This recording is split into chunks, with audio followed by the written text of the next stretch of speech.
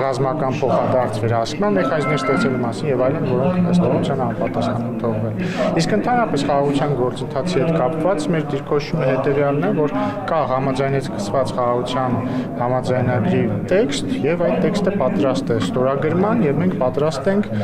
եւ առաջարկում ենք ադրբեջանական կողմին խորհրդակցություններ սկսել դրա ստորագրման վայրի եւ ժամկետի շուրջ։ Պարոն Ռուբինյան, Ադրբեջանը բազմաթիվ պահանջներ մեկը տվեք էլի շնորհակալություն կապված է կարելի է Մարկ Ռուբիոյի հետ հեռախոսազրույց ունեցավ Նիկոլ Փաշինյանը այս հարցի հետ կապված կամ Ադրբեջանի վրա Ես տեղյակ չեմ, որովհետև հեռախոսազրույցը 3:30 տեղի ունեցել եւ գիտեմ այն ինչ գիտեք դուք հաղորդագրությունից։ Պարոն Ռուբինյան, Ադրբեջանը բացի բուն խաղաղության համաձայնագրի տեքստից նաև լրացուցիչ պահանջներ առաջ քաշում, ինչպիսիք են օրինակ Հայաստանի ապառազմականացումը,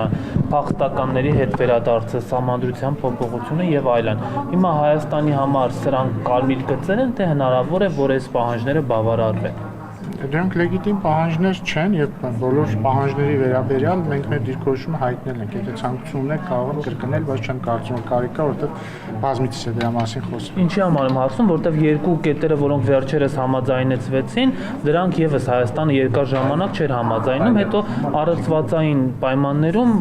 ադրբեջանական կողմից իմացանք, որ Հայաստանը համաձայնվել է։ Հիմա կարող եմ այդ մյուս պահանջների դեպքում էլ այդպես։ Դե նախ առողջվածային պայմաններում չիմացաք, ինչպես գիտեք, երկար ամիսներ եւ տարիներ բանակցություններ են գնացել խաղաղության պայմանագրի տեքստի շուրջ եւ վերջում եկել ենք մի հանգրվանի, որ մնացել էր երկու հոդված համաձայնեցնել եւ այդ երկու հոդվածները համաձայնեցվել են։ Ինչու եք դուք ադրբեջանական կողմից իմացել կրկին, եթե հետեւել եք Հայաստանի արտգործնախարարության հայտարարություններին, երբ որ տեքստը համաձայնեցվել է, Հայաստանի արտգործնախարարությունը առաջարկել է ադրբեջանական արտգործնախարարությանը համատեղ հայտարարությամբ հանդես գալ տեքստի համաձայնեցված լինելու փաստի վերաբերյալ, բայց ադրբեջանական կողմը նախընտրել է միակողմանի հայտարարություն։ Սա է ամբողջ պատմությունը։ Ինչ վերաբերում է խաղաղության գործընթացին, ինչպես արդեն ասացի, կա խաղաղության պայմանագրի համաձայնեցված տեքստ եւ Հայաստանը պատրաստ է դրա ստորագրման եւ այդ տեքստը պատրաստ է ստորագրման եւ սպասում է ստորագրման։ Տեսեք, միջազգային ասում է, որ ՀՊ-ի ներսում ավարտենք, միջազգայինորեն կա մի փաստաթուղթ, որ օրինակ կարա իրավական ուժ ունենա, եթե մեկ կողմի ստորագրությունն է դրանց։ Ձեր հարցը համարում եմ անիմաստ, որովհետեւ ենթադրում եմ, որովհետեւ կողմը չի ուզում ստորագրի Նիկոլ Փաշինյանի ստորագրությունը ձեր սիրելի փայլակ, ձեր հարցը համարում եմ անիմաստ, որովհետև դուք հարցը տալուց համառնաբար ակնարկում եք, որ հայկական կողմը հայտարարել է, որ պատրաստ է միակողմանի ստորագրել պայմանագիրը, ինչը այդպես չէ եւ դա հերքվել է։ Նիկոլ Փաշինյանը երբեք չի ասել, որ ինքը պատրաստ է միակողմանի կերպով ստորագրել պայմանագիրը։ Նիկոլ Փաշինյանը ասել է, որ կա խաղաղության պայմանագրի համաձայնեցված տեքստ եւ ինքը պատրաստ է ստորագրել ինչ-որ պայմանագիր ստորագրելու համար պետք է որպեսզի կողմերը ստորագրեն, այն բնականաբար։ Պարոն Ռուբինյան, երբ որ վարչապետը ասում է, որ Հայաստանի սահմանադրությունը ըստ ասում է, որ չենք հերքում, որ այն կունենա նաև տարածաշրջանային նշանակություն։ Կարող եք պարզաբանել, ինչով է արտահայտվելու սահմանադրության տարածաշրջանային։ Վստահ չեմ, որ ուղիղ եք մեջբերում վարչապետին, բայց ցանկացած երկրի ոչ միայն սահմանադրություն ցանկացած կամ որոշ օրենսդրական ակտեր կարող են այս կամ այն կերպ ընկալվել այլ երկրների կողմից, ասված այդ կոնկրետ սահմանադրության մասով պետք է հարցնեք համապատասխան հանձնաժողովին, որտեղ ես չեմ աշխատում։ Չէ, վարչապետն է ասում, այստեղ քաղաքական նաև քաղաքական քննարկման խոսակցություն չի, որ վարչապետը ասում է, որ սահմանադրության փոփոխությունը կունենա տարածաշրջանային նշանակություն։ Կրկին ես վստահ չեմ, որ դուք ուղիղ եք մեջբերում, բայց ես պիտի կրկնեմ ասածս, բայց ես պիտի չեմ վիճարկում, որ սխալ եք ասում եմ վստահ չեմ, բայց նույնիսկ եթե ճիշտ եք մեջբերում, միտքը հետևյալն է, որ տարբեր օրենսդրական ակտեր, այդ թվում սահմանադրություններ Բացի նրանից, որ ներքին բնականաբար երկրների ներքին գործն են, կարող են այս կամ այն ընկալումը ունենալ արտերկրում, ոչ միայն տարածաշրջանում։ Ենթադրաբար դա է նկատի ունեցել։ Պարոն Բենյամինյան, նույն սահմանադրության կներես, նույն սահմանադրության հետ կապված արտգործնախարարությունը Ադրբեջանը հաջողական հայտարարել է, որ անհապաղ պետք է Հայաստանը փոխի սահմանադրությունը եւ Մինսկի խումբը լուծարի։ Իսկ Հայաստանի արտգործնախարարությունը ինչ է հայտարարել։ Դա մեր ներքին գործ է, միշտ մենք դա լսում ենք։ Այսինքն դուք գիտեք պատասխանը,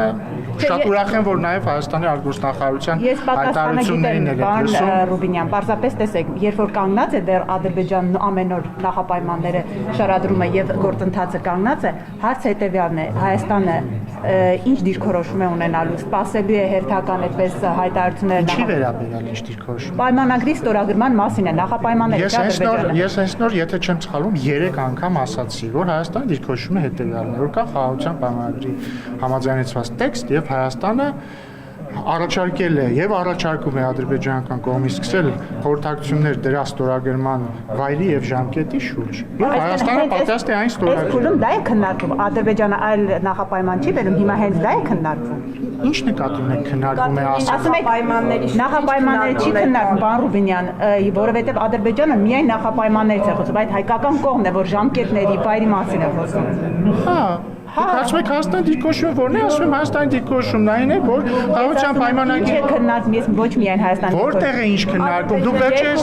ներողություն, դուք վերջերս տեսել եք ինչ որ հաղորդագրություն, որ Հայաստանի եւ Ադրբեջանի ներկայացուցիչները ինչ որտեղ հանդիպել են կամ հեռախոսազանգի։ Դե բա եթե չգիտեք որևէ քննարկման մասին հարցը ինչի մասին։ Դե միայն հանդիպումները Սիրելիներս, խնդրում եմ հստակ ձևակերպեք ձեր հարցը, ստացեք հստակ միայն հանդիպումները չէ, դուք նաև հեռախոսազանգ ձևակերպեք ձեր հարցը։ Հետևյալն է իմ հարցը։ Եթե նախապայմանները Ադրբեջանը առաջ քաշում ամեն օր, Հայաստանը խոսում է ժամկետի եւ վայրի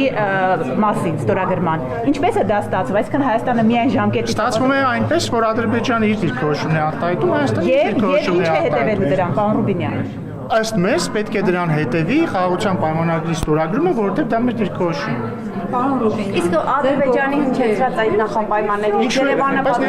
ինչու է բուլինգի ենթարկում Լիպսի մեջ Ադրբեջանը։ Թողեք թող մարդը հարց տա, համեցեք։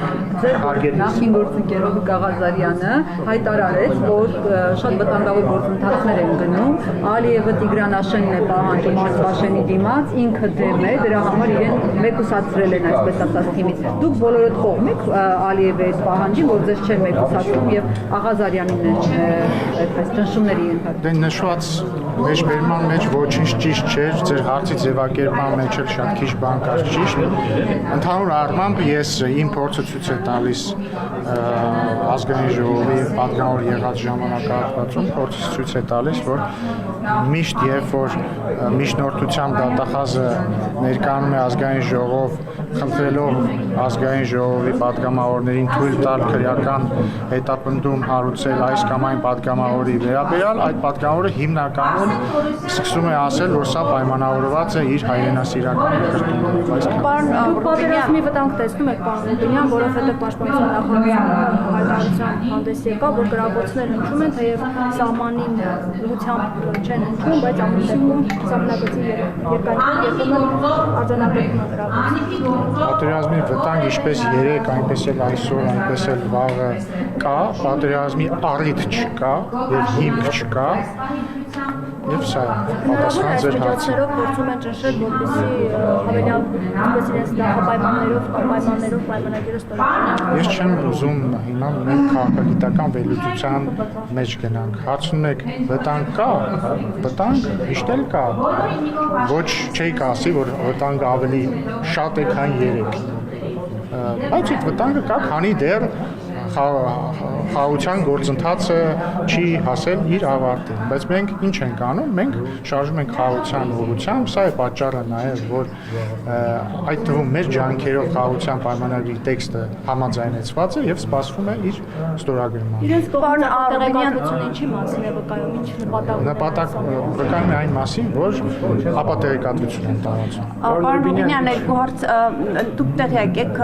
պետքարտուղարի հետ վարչապետի հեռախոսազրույցը Ինչով նախաձեռնություն է եղել։ տեղը չէ։ Եվ պարոն Ռուբինյան, Ադրբեջանի կրկին այդ նախապայմանների մասով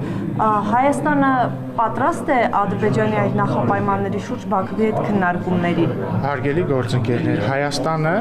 պատրաստ է նրան, ինչ առաջարկել է։ Հայաստանը առաջարկել է Ադրբեջանին սկսել խորհրդակցություններ խաղաղության պայմանագրի տեքստի ստորագրման ժամկետի եւ վայրի շուրջ։ Սա միակ օրակարգն է, որը Հայաստանը առաջ Սա այն օրակարգն է, որը մենք առաջարկում ենք Ադրբեջանին, դրա շուրջ բանակցություններ խորհրդակցություններ Չի ստացվում փակուղի այդ դեպքում, պարոն Ռուբինյան, եթե դուք խոսում եք այս մասին Ադրբեջաների։ Փակուղի չի մտնել գործընթացը։ Ես կարծում եմ, որ գործընթացը հասել է մի կետի, երբ որ այն շատ մոտ է հանգուցալուծմանը։ Ինչու է հասել այդ կետի, որովհետև մենք ունենք ստորագրված խաղաղության պայմանագիր եւ մենք առաջարկում ենք ստորագրել այդ խաղաղության պայմանագիրը։ Բայց դուք ո՞նց եք համարում հանգուցալուծմանը մոտ, եթե Ադրբեջանը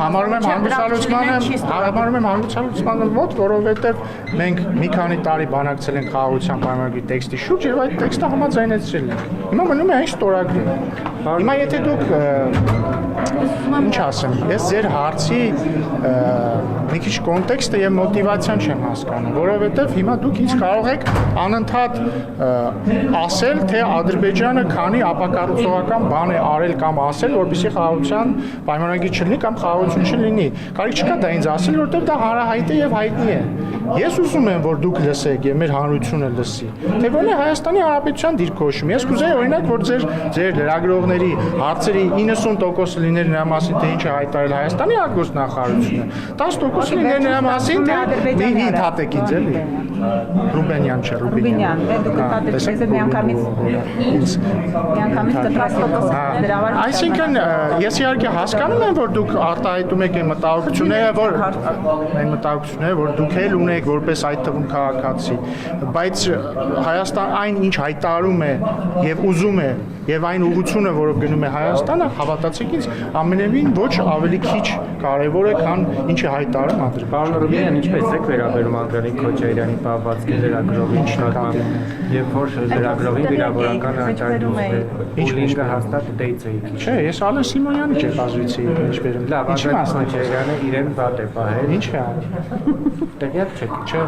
լրագրողի նկատմամբ վատ վերաբերում Իրախավորել է, ասել է գնա շուրթերը լվա։ Քնաշուրտը Մարտին Սրբազանը չէ՞ ասել։ Չէ, Սրբազան այդ կոնտեքստով է ասել, հիմա դուք Ինչ կոնտեքստով է ասել։ Երբ որ մարդու անունը հնչեցրել, իսկ այս դեպքում որևէ մարդու անունը Եսանից է Բաղդադ Սրբազանն սկսել ասել Սրբազան, պարոն Ռուբինյան, ուրիշ կերպ։ Ես եկեղեցու Սրբազանի գործողություններին այդպես ակտիվ հետևում եք ձեր թիմակցի գործողություններին, պահվածքին, հայտարարություններին չեք հետևում։ Բան չասացի, դուք ինձ ասացիք, ես լսել էի, որ Բաղդադ գերաշնորհ էր Բաղդադ Սրբազանը, Տիկին Ջեբեջյանին, ես լսել էի,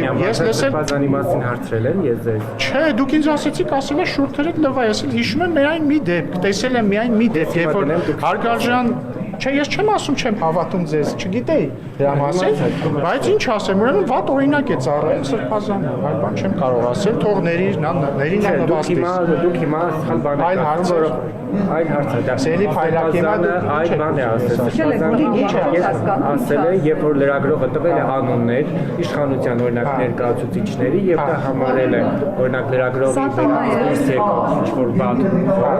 դրա համար ասել է։ Նախ ես դա չեմ ընդունում, ես չեմ կարծում, որ դա ասելու լավ բան է։